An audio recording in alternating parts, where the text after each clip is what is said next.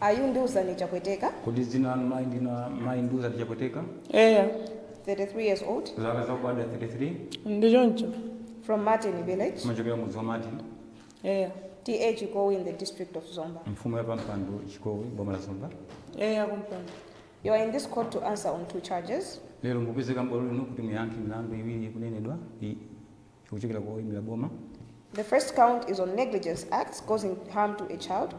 Mlandu woyamba kuli mkuyankha ndi kutayira kapita kunyalanyaza kusamala mwana. Contrary to section 247 of the Penal Code of Malawi. Komwe kusana ndi ndime 247 ya malamulo owiza milandu ngati imene iboma la Malawi.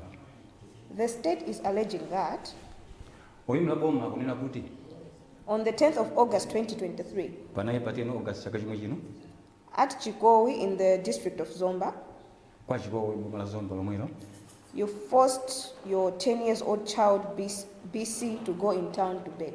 Mwamkakamiza mwana wangu BC kuti azipita mtauni azikapempha. Have you understood the reading of the charge? Kodi mwamva kwengedwa mlandu woyamba mbolo muno? Do you accept or deny the charge? Mlandu mkuyankha bwanji mukuvomera kapena mukukana? Ndikukana. This court will record a plea of not guilty. Poifa chimene chopeza mlandu mwakana bwala lemba kuti mwakana mlanduwo. On the second count, pa mlandu wachiwiri umene mkuyankha mbolo muno, you have been charged of pledging a child as security. Mukuyankha mlandu wakumtenga mwana ngati chopezera chuma. Contrary to section 8(2) of the Child Care Protection and Justice Act. Komwe kuli kuphwanya kapesa ndime 82 yakezeka milandu ndikasamulika mwana. The state is alleging that oyimira boma akunena kuti on the 10th of August, panayi pa 10 August chaka chimwe chino, at Chikowi in Zomba, kuchikowi boma la Zomba, you forced a 10-year-old child BC munamukakamiza mwana waichepere zina KPC to go in town to beg in order to provide for the family income. kuti adzilowa mtauni kumakapempha ncholinga mzipeza cholowa kapena chakudya. Have you understood the reading of the charge? Mwamva kwengedwa kwa mlandu wachiwiri? Ndikumva. Do you accept or deny the charge? Mlandu utawengedwa mukukana mukuvomera? Mlandu ndikukana. This court will record a plea of not guilty again. Bwalosola lembanso kuti mlandu wachiwiri utawengedwa mwaukanaso. Thank you very much, Lordship. Zikwa kwambiri kumpando. Following her plea of not guilty to both counts, pa milandu yonse iwiri imene wengedwa kutsandwengedwa mlandu uyu kupeza waikana, the state will parade 2 witnesses ifo oyimira boma tiita mboni zathu ziwiri in an attempt to prove both counts. ndi cholinga kuti mwina titsimikizire mu milandu yonse iwiri. I humbly pray for the parading of this witness. Mmodzi chepesa kumpando ndikufuna ndita ne mboni yoyamba ibwere mbolo muno. Thank you, Lordship. Zikwa kumpando.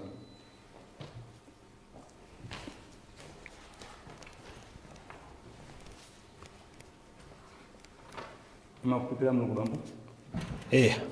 Kweza mikono wa manja ndikumnena zimwe zinena. Ndikulumbira maso a mulungu wamphamvu zonse. Ndikulumbira pamaso pa mulungu wamphamvu zonse. Kudumba umene nene bolo muno. Kudumba umene nene mbwalo muno. Ukhala wona. Osati wina. Komaona okhaokha. Komaona okhaokha. Zikwa mutsitsana. Thank you, sir. You have been called in this honorable court as a witness in an accused person. Zikwa kwambiri ife takuitirani bolo muno khanga timboni pa mlandu umene ubolo. So after your explanation, the accused person will ask you some questions, so understand the question correctly. Choncho mukatofotokoza oyimira mlandu uyo akasundihale kufusana mafunso ndiye muzimvetsetsa bwino lomwe zimwe zikuchitika. Would you please tell this honorable court your full names? Liuzeni bolo mayina anu onse.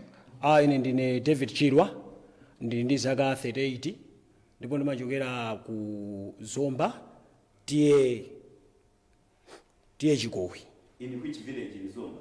Mudzi wanji ku Zombako? Mudzi wa Martin. Martin. Yeah. Do you know this woman? Kodi mayi akhala mumukwadziwe? Amene wandikuwadziwa. How do you know her? Mumadziwa bwanji tafotokozani? Mayi wandikuwadziwa chifukwa chonena kuti ndi aneba akunyumba kumene ine ndimakhala. Do you also know BC, a girl child? Kodi PC mamudziwa mwana amene wachisikana? Ndikudziwa. Could you please tell this honorable court the events that unfolded on the 10th day of August 2023 there in Martin village where you come from? Kodi mukakwanisa kulifotokozera bwino lero zomwe zinachitika pa 10 August chaka chimwe chino ku mudzi wa Martin ku Zombako? Kumpando. Fotokozani. Ine monga ndafotokoza kale kuti ine ndi neba wa amayi amene akuzengedwa mlanduwa. pa 10 august 2023 kunapezeka zonena kuti ndinali ndili pakhonde ndiye ndidamva mayiwa akukhala ngati kuti akukangana ndi mwana wawo. pomvetsetsa nkhani kunapezeka zonena kuti mayiwa amamuuza mwana wawo kuti akuyeneka zonena kuti apite mtawuni mcholinga chonena kuti akapemphese. akakapemphesa ndalamazo abwerese pa nyumba pawo azadye chifukwa pa nyumba pawo panalibe chakudya. ndiye mwana uja anakanisisa anawuza mayiwa kuti iyayi akamtuma mtawunimo kuti akapemphese mwana uja umapezeka zoti aumapangidwa nkhanza makamaka akumakumana ndi azizake onena kuti mina ndili okulirapo amenenso mwinanso amatumidwanso mtawuni kukapemphesa. ndi anthu zawo aja amathamwina kuwamenya. komanso muli enanso akuluakulu mtawuni muja amatha kumatuma ana achichepere ngati amene wawa kuti azabera anthu ndi cholinga chonena kuti akabera anthu aja ndalama zija akumapasa ndani anthu atuma aja ndikuti anthu atuma aja akumatani akumatenga kwa ndalama kochepa nkuwapasa anawa. nditakhala pansi nditamvesera bwino lomwe ndinaona kuti iya izi sizoona. chinandikakamiza kupita kwa mayiwa nkukaunikira bwino lomwe kunena kuti mayi mchitidwe mukuchitawu omatenga ana kumatumiza mtawuni ncholinga chonena kuti azikapemphesa kumeneku ndi nkhanza zimenezi ndikulakwisa kwakukulu simungoyeneka kutero. komano mayiwa anandiyankha kuti zisandikhuze chifukwa sizakubanja kwanga ndisakubanja kwawo. kodi ineyo chikundikhuza ndi chani cha mbanja mwawo? nditayesesa anandiuza kuti yayi chokani zipitani. kenako anapezeka zoti anankakamiza mwana wawo uja mofinyika mwana uja anapezeka zona kuti adanyamukadi kupita mtawuni kokapemphesa. umboni umene ndili nawo ndi umeneyo kumpa.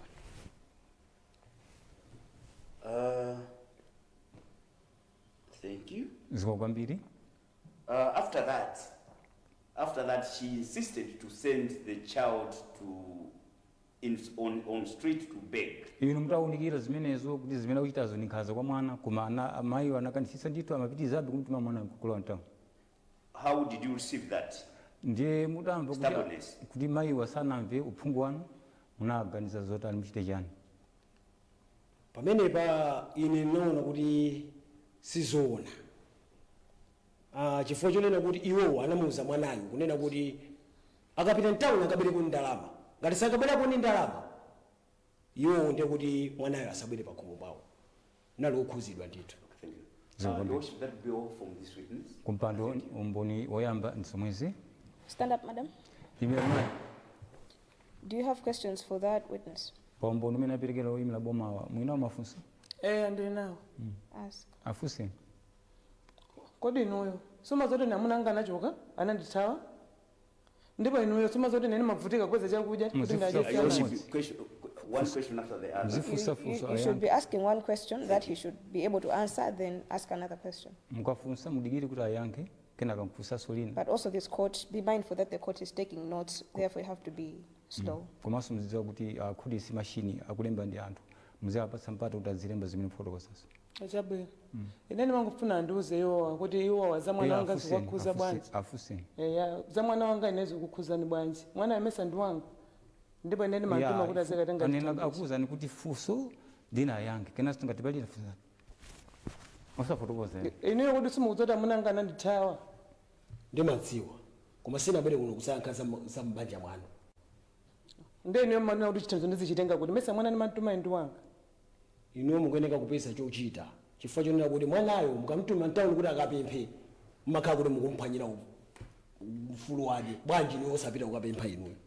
ndiye ndibwanji simmandiuza kuti ndi mulandu ndikumphwanyira ufulu simmandiuza siku mmene ndicha chifukwa inetu ndinakufotokozerani bwino lomwe kunena kuti kutumiza ana kuti azikapemphesa mtawuni ndi mulandu ndipo ni nkhanza ngakhale sinasindike kunena kuti apolisiso akanatha kukumangani chifukwa inenso sinimadziwa.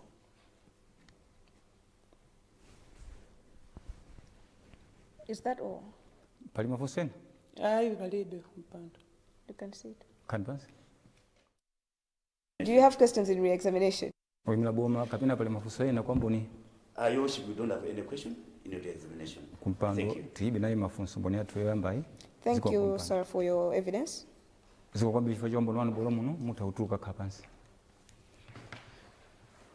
Permission, Your Worship, to call the last witness, who is a police law investigator, Detective Inspector Baggett. Proceed. Kumpando ndikompla tutitane mboni yachiwiri amene ali wa polisi ofufuzafuza nkhani za milandu zimenezi.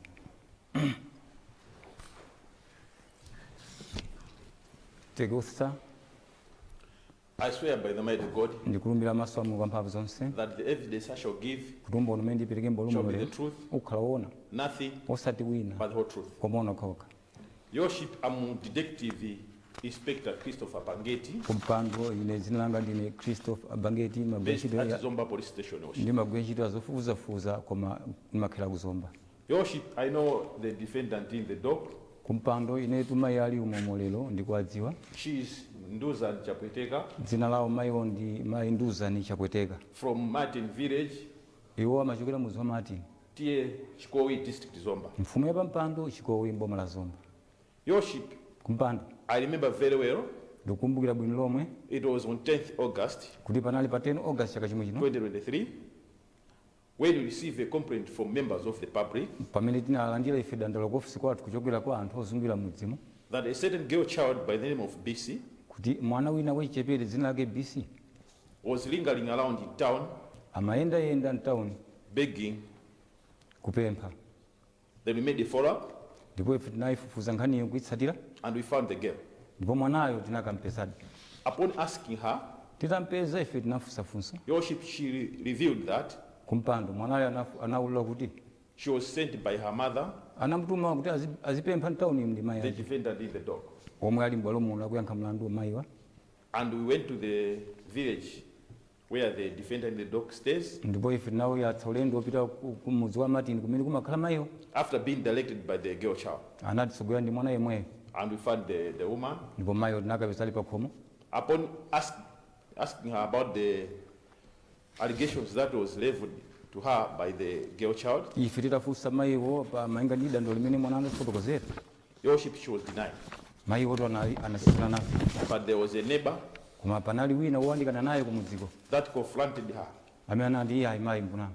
and it was established that indeed she was sending the girl child for gathering arms in the streets. Ndipo mapeto pake zinapezekadi kunena kuti ndizoona mayiwo amatumadi mwana kuti azikapempha mtawuni. Your Worship, we immediately arrested her Kumpando nthawi yomwe sinachedwe koma tinamanga mayiwo and took her to police station, ndikumutengera ku maofisi athu kwa polisi where she was cautioned and formally charged with 2 counts. kumene tinampasa chitiyelo ndikumpasa milandu iwiri. First count was negligence act causing harm to a child, Mlandu woyamba umene tinampasa mayiwa ndi kulekerera kapena kunyang'anyaza kusamalira mwana contrary to section 247 komwe kuli kususana kapena kuphwanya Of the section Penal Code. 247 ya mawizidwe a milandu kati imene mabwalo. and another second count she was charged with Ndipo mlandu wachiwiri umene tinampasa mayi pledge of a child as security, kumtenga mwanayo ngati nyambo yopezera chakudya pakhomo. and she denied both. Ndipo milandu iyi titamuwerengera anayikana mayiyo. Your Worship, Kumpando I have the caution statement from her. ili ndi chikata cha chitetero chimene nachitenga kwa mayiyo. Permission to read the reply of her in Chichewa. Ndi pempho langa kumpando kuti ndiwerenge chichewa. Your Worship, this is the reply of her. Anayankha motere. Ine bwana ndifotokoza motere, ine ndi ana omwe ndimakhala nawo, koma bambo awo anandisiya kuthandiza. Choncho ndimawatuma mwamutuma mwana mtawuni kuti akapemphe cholinga choti tigule chakudya. Zoti munthu kumtuma mwana mtawuni wakupemphera ndalama kuti ugule chakudya, ine sindimaziwa ndi mulandu, ndipo sindikuziwa kuti ndi mulandu. Kufikira lero apolisi andigwira ndikumandifunsa kuti ndimatumiza mwana mtawuni kuti azikapempha. Koma chomwe ndikuziwa ine njonena kuti mwanayu ndi wanga, nde ineyo ndi mphamvu yomutuma kwina kulikonse ndipo panga china chilichonse. Zomwe ndinganene ndi zomwezo. Your Worship, she signed. Anasainapo. I signed as recording officer. Ine nasena ngati mlembi. whilst Detective Sub-Inspector Gladys Uladi signed as police witness. pamene Gladi anasena ngati mboni ya polisi. Permission to tender this as part of my evidence, Your Worship. Pempho langa kupandula chipereke bolo ngati mbali ya mboni chikata.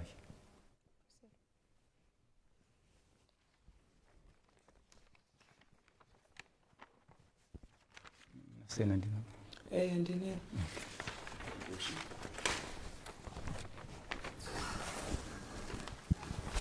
This will be recorded in evidence as BW21. Matomba, Your Worship. Your Worship, I have evidence of arrest Ndi mboni waka umene tinagwira mayiwa. which update from the defendant in the dock.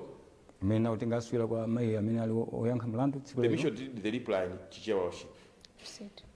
Milandu yonse mwandiwerengera apayi ndaimva ndipo milandu yonse ndi kuukana.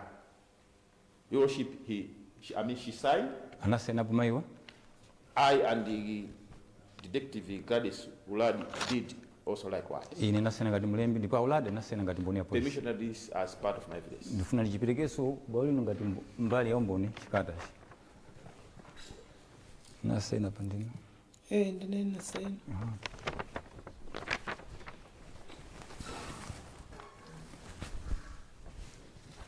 This will be recorded in evidence as BW2B. Matomba, Your Worship. Your Worship, that be all from the police investigator. I thank you. Kumpando ndi zomwezi mboni ochokera kwa apolisi amene ankafufuza nkhani ziko kumpando. Stand up, accused. Imilano ibda mlandu.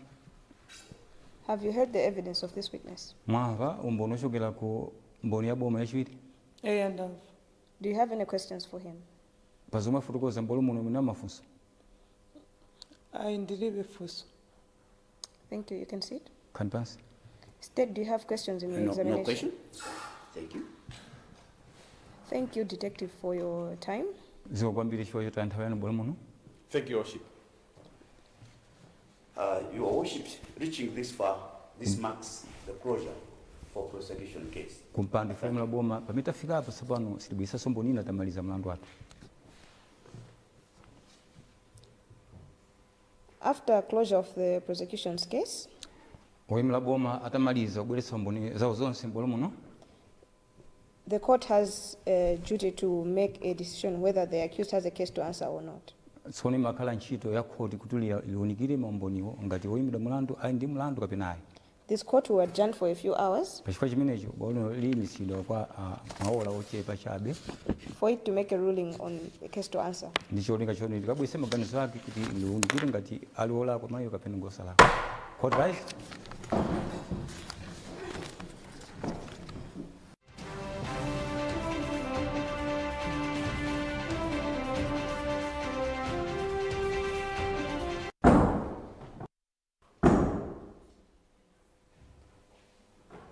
Court rise.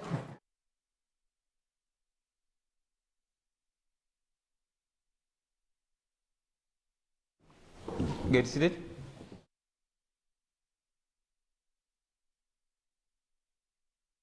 In the Chief Presidency Court sitting at Zomba, criminal case number 119 of 2023. The state versus Ntuzani Chapweteka. The case is called for a ruling.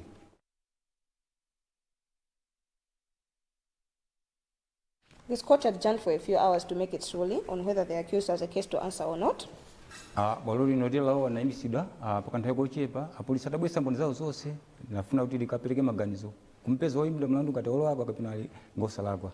The prosecution brought two charges before this court: Oyimila boma anabweresatu milandu iwiri kukhuza ndi mayiwa negligence of a child makamaka kutayira kapena kunyalanyaza kusamira mwana and pledging of a child as security. ndiponso kumtenga mwanayo ngati chopezera chuma kapena nyambo yopezera chakudya. After the prosecution has given its evidence, Oyimila boma atamaliza kubweretsa mboni zawo m'bwalo muno it is the view of this court that it has brought sufficient evidence ndi maganizo a bwalo lino kunena kuti umboni wakwanira for it to prompt the accused person to give an explanation to the events that transpired. akuti oyimidwa mlandu mwina angakhale maganizo ofuna kuziteteza pazonse zimachitika pa nthawi imeneyi.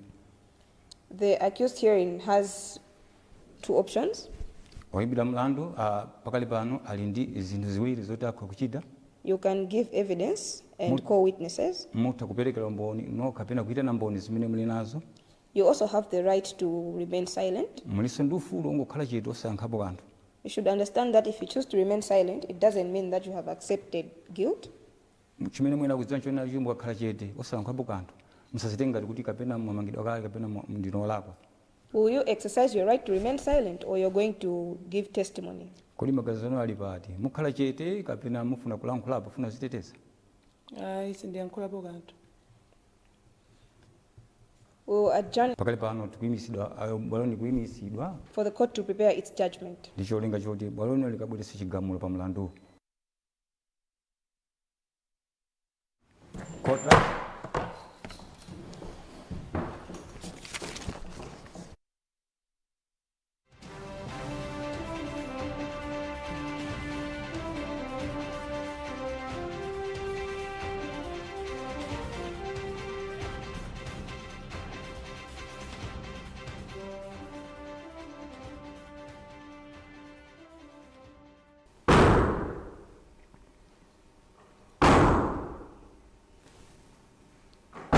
Court lies.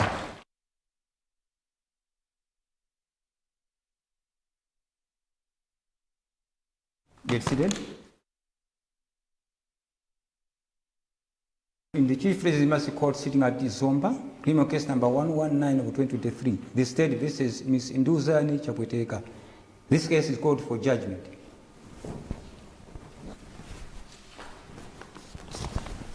Stand up, accused. Emiliano Blamlando.